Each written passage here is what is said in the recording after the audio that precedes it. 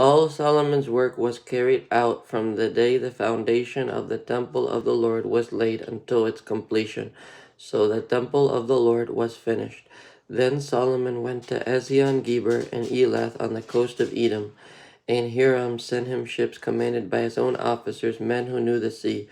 These with Solomon's men sailed to Ophir, and brought back 450 talents of gold, which they delivered to King Solomon.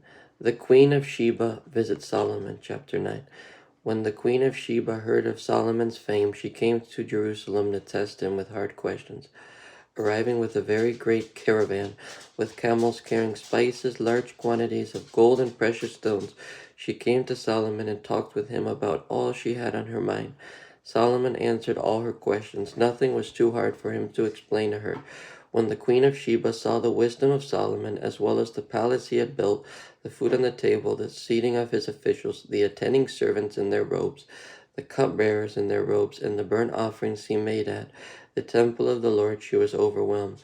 She said to the king, "The report I heard in my own country about your achievements and your wisdom is true, but I did not believe what they said until I came and saw with my own eyes. Indeed, not even half the greatness of your wisdom was told me.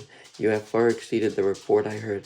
How happy your men must be, how happy your officials who continually stand before you and hear your wisdom. Praise be to the Lord your God, who has delighted in you and placed you on his throne as king to rule for the Lord your God.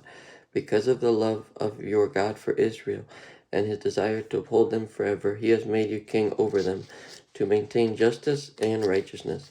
Then she gave the king 120 talents of gold, large quantities of spices, and precious stones. There had never been such spices as those the Queen of Sheba gave to King Solomon. Ending of 2 Chronicles chapter 9, verse 9.